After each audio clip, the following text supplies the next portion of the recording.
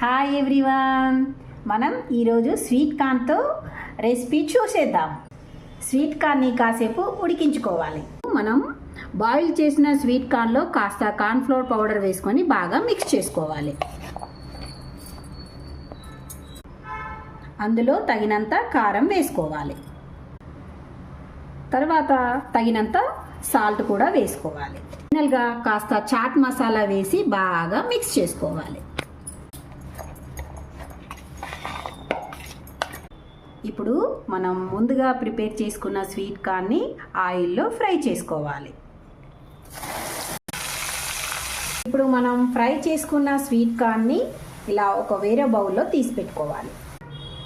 ఇప్పుడు మనం వేరే ఒక బౌల్ తీసుకొని అందులో కాస్త ఆయిల్ వేసుకోవాలి.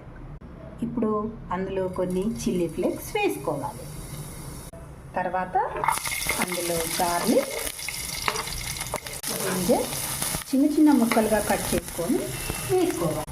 క్యాప్సికమ్ ముక్కలు, కొన్ని ఆనియన్స్ ముక్కలు చిన్నగా తరుక్కొని ఇవన్నింటినీ బాగా మిక్స్ చేసుకున్న తర్వాత కాసంత కచప్ వేసుకోవాలి.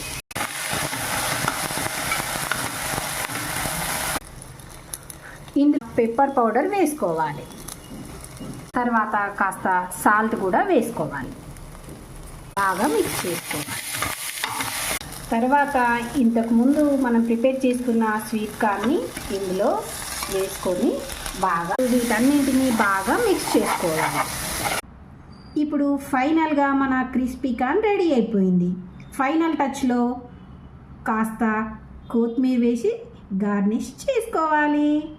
వేడి వేయడానికి రెడీ.